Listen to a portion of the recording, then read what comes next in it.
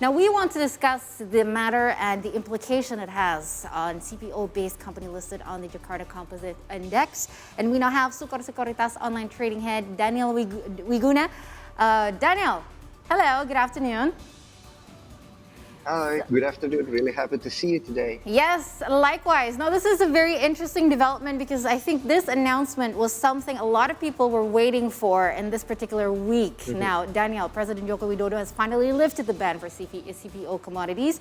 And I can see in a lot of articles that the global world is quite, globally, they're quite relieved by this. Now, how has this actually impacted global investors?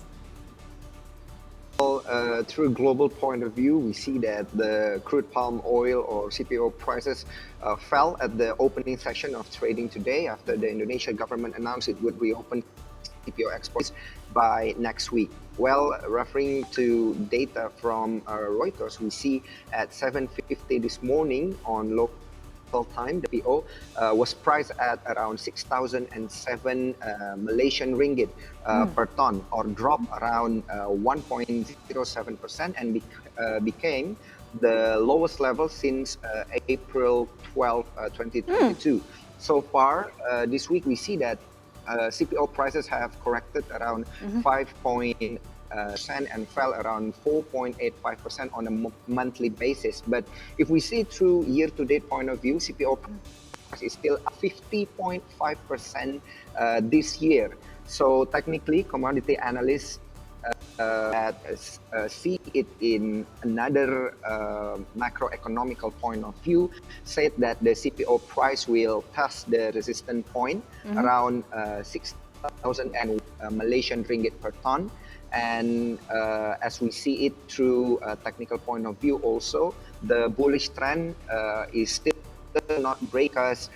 There will be an uptrend point in the range of 6,200 to 6,350 per ton, as we see it through technical point of view. So looking a bit backward, we see that President Joko Widodo had decided to ban this CPO product and derivative product on April the 28th last month, including the red palm oil and refined bleach or deodorized palm oil and used cooking oil. Really needed by our society. Well, the policy has persisted for 3 weeks and couldn't stand for, because we see if this policy is not lifted by President Joko Widodo, we afraid that it would harm our domestic market price, especially the cooking oil.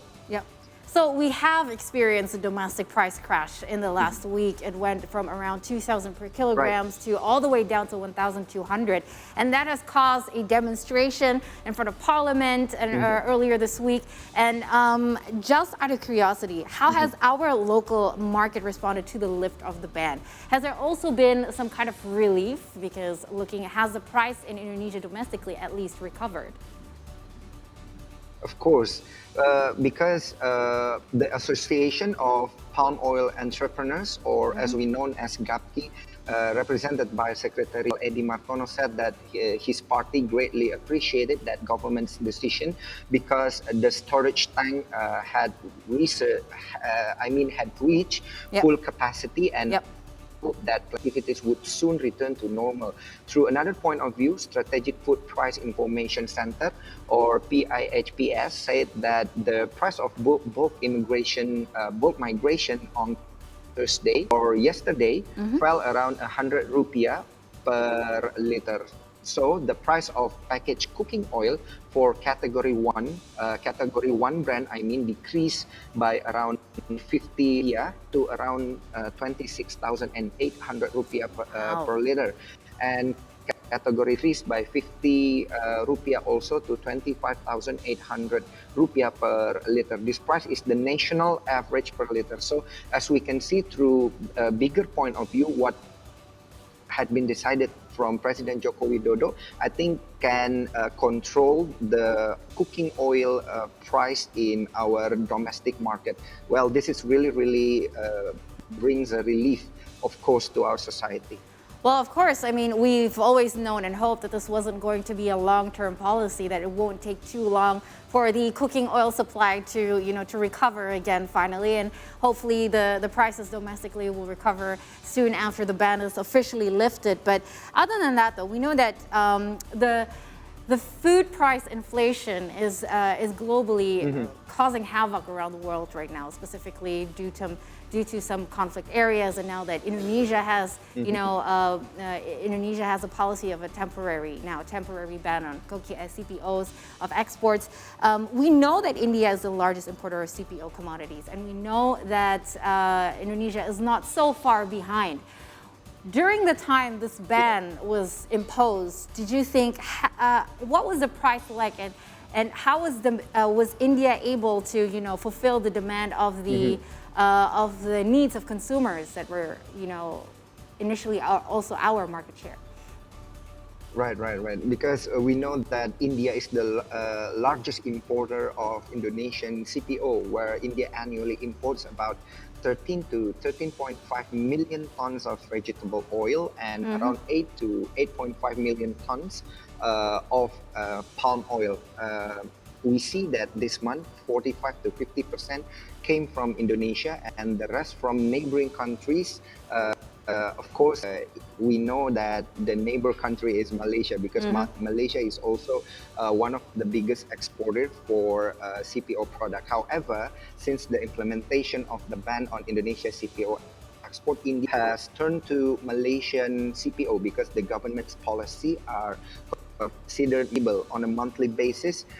Since the ban on Indonesian CPO export was enforced, around 300,000 to 325,000 tons of palm oil originating from Indonesia to India has stopped completely and has been filled with supplies from Malaysia and Thailand. India has adequate supplies of around 2.1 million tons and added 1.2 million tons of edible oil in transit.